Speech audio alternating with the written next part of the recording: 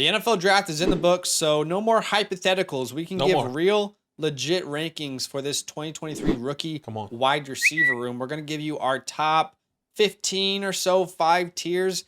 Do us a massive favor. Drop a like to show some love. Subscribe if you like Dynasty content. And I want you to comment down below who's your favorite sleeper wide receiver. Let's go. And there might be some that we missed today that you think should be in there. You can let us know. Maybe. And if you want access to our rankings for Dynasty Superflex, one quarterback, rookie drafts, and more, go ahead and use our code LAND, LAND, for 30% off at flockfantasy.com/land. Come on. If you sign up to the Mother Flocker tier with our code, you will get a Dynasty team breakdown from Badaki and I, access to a DM where you can ask us advice. Come on. As well as access to our trade show and more. So let's go straight into it here. Starting with tier number 5, Badaki, why don't you tell me who you got in this 5th tier? Tier number 5. I have Cedric Tillman in this tier. I don't know if he made in your top list here. Ooh. See, this is the same as the running back video. The first player we talk about, I actually have in a tier above. A tier above. Okay, that's fair. Why don't we leave? Okay, let's talk about him later. Let's have a conversation later once we finish this tier 5. But I could be convinced. So who else? Who else in this tier 5? I also have Xavier Hutchinson in this tier. Yep. He's actually Xavier's at the top of my tier 5, so I'm with you here. Let's talk about Xavier Hutchinson just quickly. Yeah, absolutely. Gets drafted to a good situation, not a lot of competition in Houston, but the draft capital is historically not good. I said I wanted at least 3rd or 4th round draft capital. This was one of my favorite sleepers, Badaki as well. He ends up going in the 6th round to the Texans. Not ideal. Not ideal. Not ideal. The situation in fact, is ideal. Why don't you and I, Badaki, just get on the same page here for 1 second? After the top 4, there are so many question marks in this year's class. Okay, so many question marks. And we've been labeling this last. Let's call this Dart Throw City. Okay. Dart Throw City. Because really, that's what we're looking at here. I'm not sure why that's not working, but anyway, tell me about Xavier. Yeah, I really like this landing spot. The problem is, once again, like Zach saying, the draft capital, but the situation is really good, right? I mean, let me remind you who's on this team: Nico, John Mechie, Roberto Woods. I think it's safe to say that he can find his way onto this field some way, somehow. I mean, we talked about this on the live, kind of like what you alluded to. You know, Robert Woods couldn't even beat out Nikini. I can't even say his name. Westbrook-Ikhine, right? Westbrook-Ikhine, yeah. Yeah, on the Titans. So can he keep off Xavier Hutchinson? I don't know. Maybe he can. Maybe he can't. In the same time, Nico Collins, as much as I love Nico, and in reality, he got 3rd round draft capital. He's never played with a good quarterback. But can Xavier Hutchinson bring something different for this team, to this team as well? So there is a pathway for Xavier. It may not be right away. It could be a second half of the season, or maybe if Nico goes down or Robert goes down, he'll probably be the biggest wide receiver on this team once Nico is no longer on the team. So I like this landing spot, this pathway, and a quarterback he can grow with if he's on this roster. There's opportunity. I gave up trying to name the tier something different because the site wasn't working with me. But okay. I got Xavier there too. Love him. Just the capital's not there, and you have to adjust with capital. I've got Puka in this tier 5. Another one of those sleepers that we've been talking about. He goes in the 5th round to the Rams. Yeah. A situation where, again, you can paint a picture where if Puka balls out at camp, he could develop a role for himself for sure. As Allen Robinson has left, Robert Woods is gone. I mean, Van Jefferson's there, but there's not a lot of competition. Yeah. Yeah, and if Matthew Stafford is back to it, then you really just have Cooper Kupp, Van Jefferson. Can he play that 3rd wide receiver on this team, beating out Ben Skoranek or whatever the case may be? I can see a pathway for him. And once again, not much depth in the wide receiver room either. I can't even tell you who else is on that team. Actually, Tutu Atwell, Jefferson, Tutu Atwell, yeah. And that's it, really. Like, who else, right? So I think there's opportunity. My ceiling comp for Puka was Alec Pierce. So you could see how that team could use a player like that, someone to stretch the field and a good contested catcher. So he's worth looking at. again, this is dart throw city here, so there's maybe not a better dart throw than Keyshawn Boutte to the Patriots. Booty. Yeah, absolutely. He goes to the Patriots in 6th round. What do we do? This is one of my favorite dart throws. He's actually my first player in this tier 5. Okay. I can see him get on the field day one. Kendrick Bourne, Devontae Parker, both 27 plus, 28 plus years old. And then you just have Tyquan Thornton and then Juju Smith. No doubt about it, I can see Keyshawn getting onto the field in Bill Belichick's offense. I can see a pathway. I love it. I mean, I would say we can even advocate for tier 4, but maybe that's stretching it. But he is my first player in tier 5. The way my tier 4 has panned out, I would rather sacrifice Tillman into tier 5 than put Boutte there in the 6th round. But I agree, it's a good room to be put in. But man, 6th round is a statement for a player that we thought might go 1st round this time last year. Okay, I also have Parker Washington, a wide receiver that you and I like. Goes to the Jaguars in the 6th round. I still think he has some of the best hands in the class, but he's not really going to get much work in Jacksonville. He didn't make my top 15, 16-ish wide receivers, just outside. Like Zach said, love the prospect, great hands. One of my sleepers coming into this draft, but lands on a stacked wide receiver room. Then I don't see the pathway unless Calvin Ridley is not on this team next year, but I don't see that happening either. So hard to see Parker kind of getting a work. Yeah. I kind of put my top 18 in here, so I cheated a little bit. So that's okay. Understand if Parker's not there. These are all the guys in that tier for me. And I'll just say we have to talk about Tyler Scott a little bit as well. Speedy kind of slot guy out of Cincinnati. He lands with the Bears in round 4. 4th round. If Darnell Mooney isn't signed long term, could this be your Darnell Mooney replacement? Potentially. Could be. So 4th round draft capital, he automatically has better capital than anyone in tier 5. So he's worth being in here. I don't think we should not put him in there. And there's some honorable mentions that we should say real quick that didn't make my tier 5, but if they're in your tier 5, then I'm not going to fault you. Like, that's fine. Darius Davis went to the Chargers in round 4. Charlie Jones went to the Bengals in round 4. So if you wanted to honorable mention those guys, that's fine. But so let's talk about Cedric Tillman then. Cedric Tillman. Sorry to interrupt, but just like thinking about this tier, you could be right because I do have all the same people outside of Parker Washington in this tier, and Cedric Tillman is there. Maybe I'm a bit low on Cedric, so I'm happy to put him into the tier 4. He get day 3? He was actually taken right after Jalen Hyatt in round 3. In round 3, yeah. Yeah, so decent draft. I think he's well deserving of tier 4. Yeah, absolutely, and that's something on me that I have to change. So yeah, I'm happy to put him in tier 4 here. And if it was a different team, I think we could have had him ranked even higher because of the round 3 draft capital. But you go to the Browns, you're not beating out Amari Cooper. You're not probably beating out Elijah Moore, although it's not outside the realm of possibilities. And then Donovan Peoples-Jones is not a scrub, so it's not easy to see him getting volume. But with the capital, I think he separates himself from those other options. Yeah, completely agree. And look, maybe a year or two, I don't know what the DPJ contract is. I want to say he's on his last. Amari.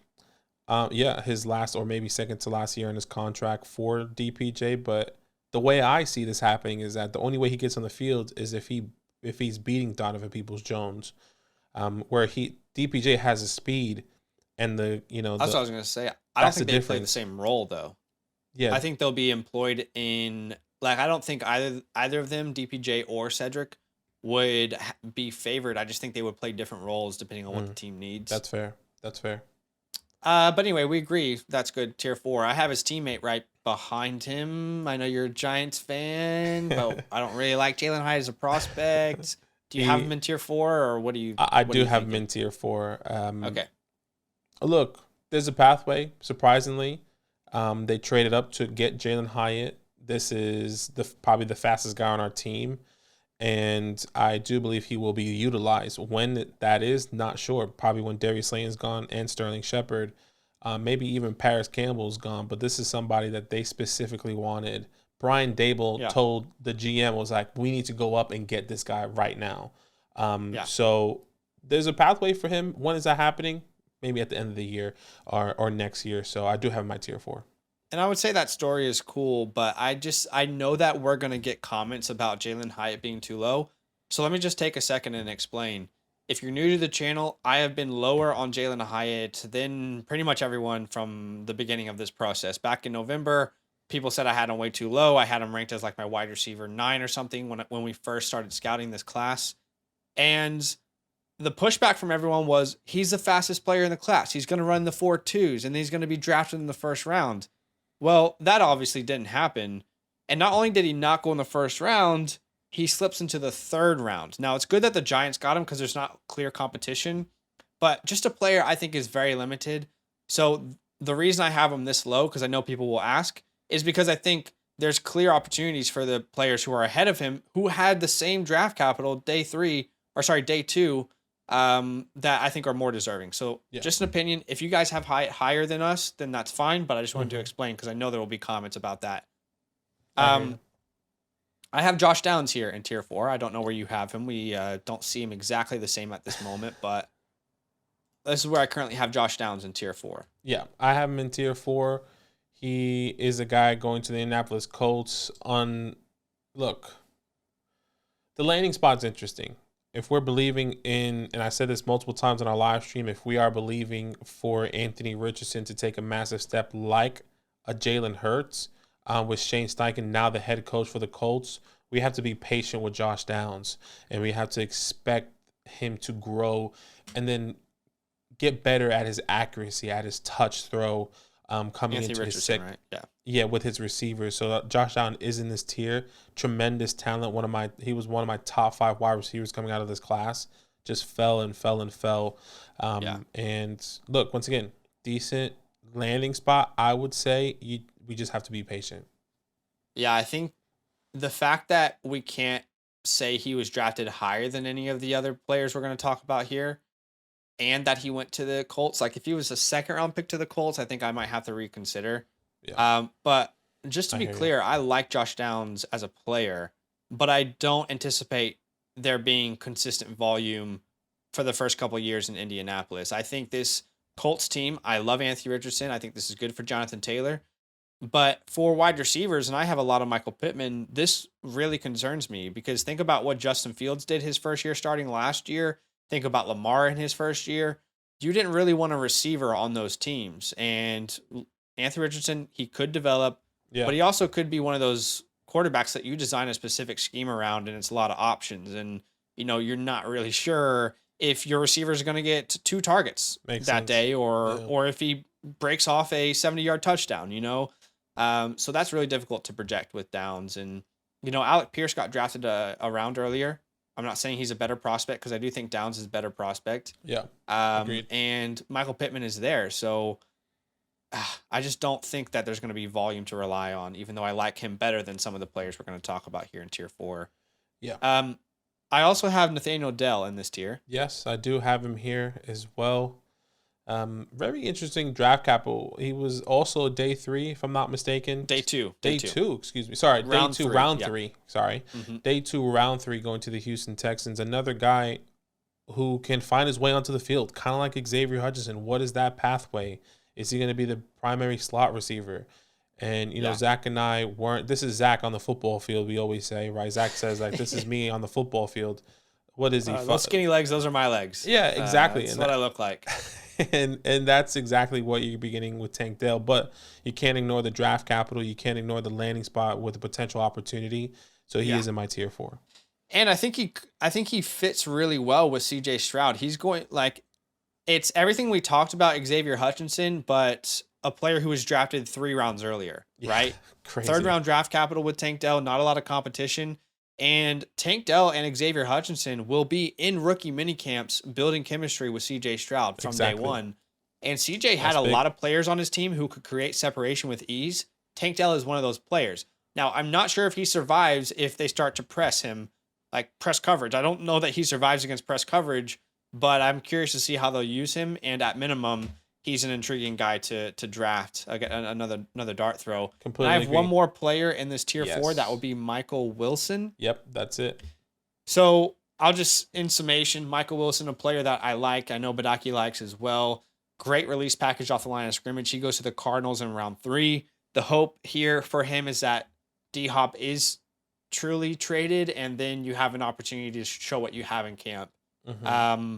But yeah, a senior day or senior bowl darling, if you will. Anyone else in tier 4 here? No, that's about it. I guess one thing I want to say about Michael Wilson, just to kind of close that out. Reminder, 6'2", 213 pounds. He's probably going to be the biggest wide receiver on this team once DeAndre Hopkins is gone. And don't be surprised if he gets, those deep ball passes, kind of like what D-Hop did. Kind of like maybe what AJ Green used to do maybe 2-3 years ago when he was on the Cardinals, right? So be on the lookout for that. And if Kyler Murray was healthy, I might have him even higher than this. But it's hard to think about what that offense will look like without Kyler Murray for a little bit. Yeah. Okay, and let me explain how I feel about this tier 3. Okay. The tier 4 are all players that I probably would draft in round 3 of a Dynasty rookie draft, Superflex.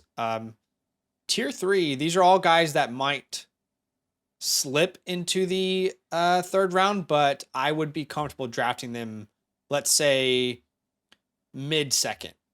All these guys I would be comfortable drafting mid-second is how I look at this tier 3. Okay.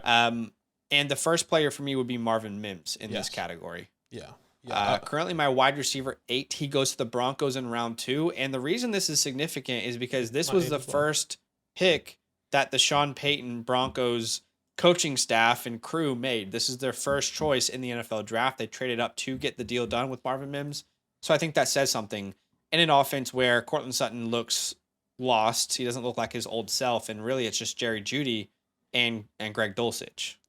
Yeah, and I think that's the biggest thing. You hit the nail on the head. First offensive player, a wide receiver of Sean Payton's era, that's coming up and trading up to get Marvin Mims, meaning that they didn't want to miss out on him. They believe him as a talent. One of my favorite wide receivers coming out of this class. He brings some great versatility, some great separation as a route runner as well. Maybe not the best in some of the other wide receivers, but it's definitely there. So I'm interested to see how he's going to be utilizing Marvin Mims. Yeah. One of your sleepers of this class, and I would agree, I would concur. I have Jaden Reed here in this tier 3. I know what Badaki's going to say, and I agree. We were not in love with Jaden Reed before the draft. Yeah. But again, in this draft, there were only really 4 or 5 guys that we loved. After that, it was a crapshoot. It was like, whoever the NFL loves, let's see who they put respect on, what investment they make. Jaden Reed is that player. Like Tank Dell, like Michael Wilson, he balled out at the Senior Bowl, put his name on the map, has had a year of production where he went crazy. Then COVID happened, and there was some ups, some downs, transferred from Western Michigan to Michigan State. But he's an elusive player, good route runner, and he definitely could beat Romeo Doubs for the wide receiver 2 spot in Green Bay. Absolutely. Better draft capital than Romeo Doubs, and Jordan Love needs help, and that's exactly what they did. Jaden Reed, Luke Musgrave, Tucker Kraft, players and weapons that Jordan Love can go out and target. So, Jaden Reed's there. Better draft capital, better pizza, Papa John's.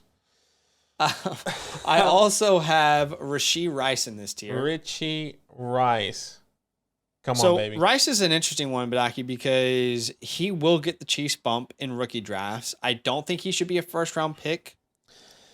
I mean, he was selected 1 pick after Sky Moore last year, and Sky Moore was like the 107 in Superflex rookie drafts. He was drafted too early. The issue with Rice is that he's not good at getting separation. Like, that is one of his weaknesses, and that's what Kansas City needs. I know Patrick Mahomes wanted this pick, so something has to be said about that. That's exactly. Rashee Rice is like Kadarius Toney, Sky Moore, the people who are in that wide receiver room right now. They're not just ruling Rashee Rice out of being the guy in Kansas City. But at the same time, Rashee Rice is not some sort of superior talent to that room where he's just automatically going to be the number 1. So when we talk about dart throws, like, it's a pretty damn good dart throw, Rashee Rice. With Rice, I'm very interested because, like you said, Patrick Mahomes really wanted him. I'm pretty sure they also traded up for Rashee Rice as well. Another thing is, he brings something different to this offense, and it may not be a separation, but maybe the physicality that what they wanted, right? Yeah. I mean, if you really think about it, all the 3 wide receivers, MVS, Sky, Kadarius Toney, I guess either speed, jittery guys that can, yeah. Which is funny, even though the biggest problem last year was not creating space, but that was a big strength for those guys because they're speedsters, right? You create space, but that was a big problem. Yeah. So they must want somebody that they can be like, you know what? Maybe I'm just gonna go up and throw it. Like they probably want Patrick Mahomes to go up and throw it to Rashee Rice, and he goes up and gets it. Is that the right player? Probably not. Not in this class. Maybe that could have been a Cedric Tillman. That could have been a Michael Wilson. Anyone else, right? Potentially. But I think as we get closer and closer, I feel like even myself, I may be a bit too low on Rashee Rice, but at the same time, I don't know how high I would actually put him.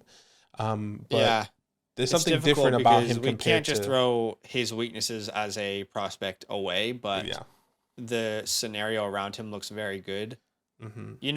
When I hear what you're saying about there's not a wide receiver like him in the wide receiver room right now, but that kind of concerns me. Like his weaknesses concern me because are you drawing specific plays up for him? I'm just not sure that he's got the separation in his profile to be this player where when things break down, he's going to be the guy that Patrick Mahomes gets the ball to. Right.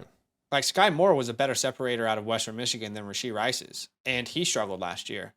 But anyway, I think he's worth a dart throw in the mid-second round for sure. Agreed. Dart throw is going to get that tattooed on my forehead after this year. Dart throw city. The only other player I have is Jonathan Mingo. Absolutely. Twitter hates Jonathan Mingo. Do they?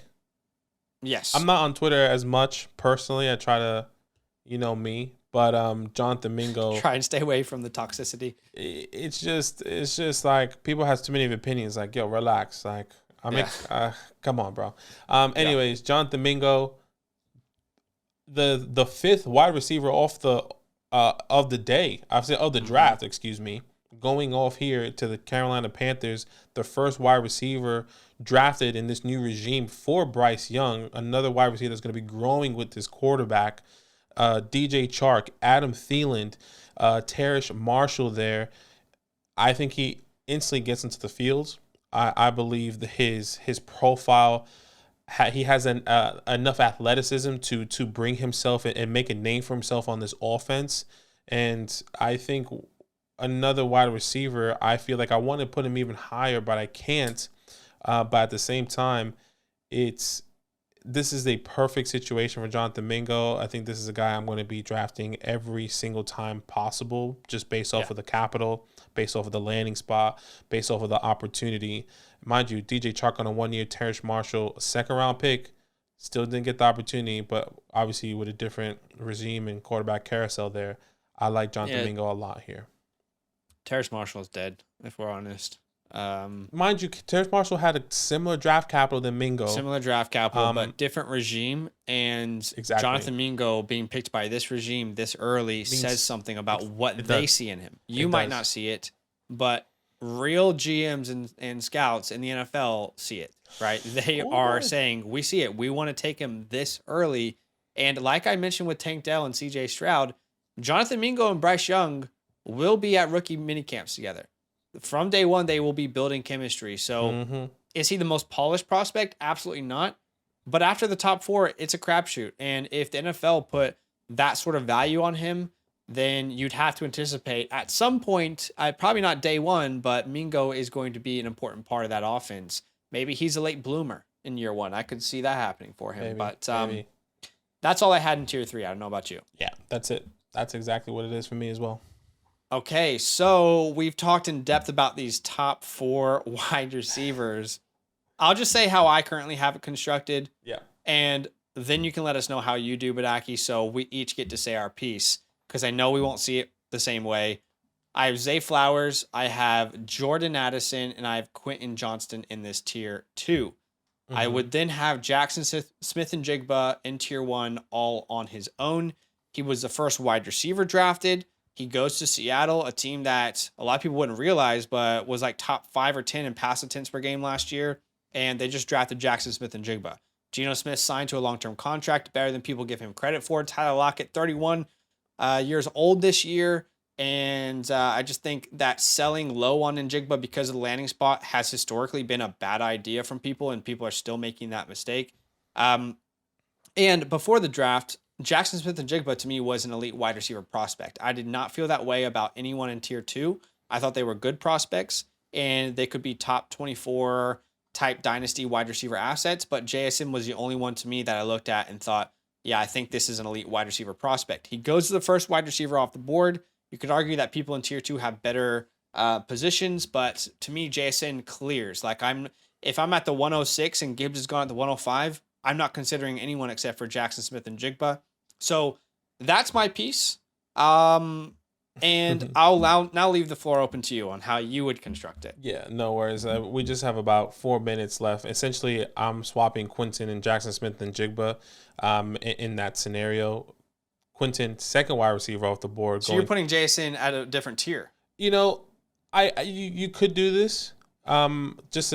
For the sake of the video, you can. In reality, I have Quentin, Jackson Smith-Njigba, and then Jordan Addison, and then Zay Flowers. That's how I currently have it constructed. So yeah, but tell me what tier, so you can now say your piece. So I can Jackson Smith-Njigba is also in tier 1. Okay, just like that. That's how my tier is constructed. I want to put it right, and now you can say your piece. Sure. Quentin, second wide receiver off the board, going to the Los Angeles Chargers with Justin Herbert, who's clearly going to be the long-term answer there for the Los Angeles Chargers. I know Keenan Allen, Mike Williams, all there, but both 28 plus years old, struggled with injuries. I think Quentin steps into a role immediately. And if it's not immediately, he's going to be the wide receiver with Justin Herbert growing as a whole, right? A lot of people knock Quentin Johnson on his catching abilities, but so many people have catching abilities. I actually saw a comment last night. Someone was saying, well, do you remember Christian Watson when he first came in? One of the highest drop rates in the whole class. Quentin doesn't have the high. I mean, maybe he does. I can't remember off the top of my head who does, but he does have a high drop rate. Christian Watson was a top 15, top 10 wide receiver. Obviously, he's with Aaron Rodgers. He's with Justin Herbert, two completely different prospects. But let's not knock Quentin Johnson. I think he's getting a lot of hate right now. But I actually really love this landing spot, and he has always been my wide receiver 1. Yeah. And maybe the profile has changed a little bit, right? Maybe when we first came in to the drafting process and the scouting process, he was this big physical wide receiver. But I think, over time, over this offseason, it's actually changed. He's more of like a versatile guy that can play outside, inside, and he may not go up and go to the high point catch every single time, but he's a guy that's going to be getting and demanding targets, in my personal opinion. That's how I view him. So that's how my tiers are. Yeah, and I'll just push back a little bit on the Christian Watson comment because I saw it. The conversation around Christian Watson last year was that he was an athletic freak. And then he came to the combine and put up historic testing numbers. It's only DK Metcalf, Calvin Johnson, and Christian Watson who have been over 6'3" and ran a 4.36 40-yard dash. Yeah, which is fair. Quentin was labeled this athletic freak, and then he did not test that way. But on the other hand, he got the draft capital. So I hear guys on that Christian Watson, and Quentin is my wide receiver too. I'm not anti-Quentin Johnston, but I just think that specific comment is leaving out a little bit of context. But, sure. And also, sorry, the last thing I want to say is Christian Watson stepped into a receiving room with no one. That is not what Quentin Johnson is stepping into. He's stepping in with a wide receiver that will be ranked for everyone in redraft top 12. Everyone's going to have Keenan Allen top 12 in the redraft rankings this year. So that's all I just wanted to quickly say there. Yeah, no, that's fair. Less than a minute here. Okay, that is it. You guys now see how we both would have it. Let us know what you think. Like the video to show some love. Subscribe if you like Dynasty content, and we'll see you guys in the next one. All love. Now that those idiots are done talking, who needs some rankings? Hell yeah, I need some rankings. Then use promo code LAND, LAND, for 30% off any membership at flockfantasy.com. Oh. It's so easy. Even your grandma could scan that QR code right there.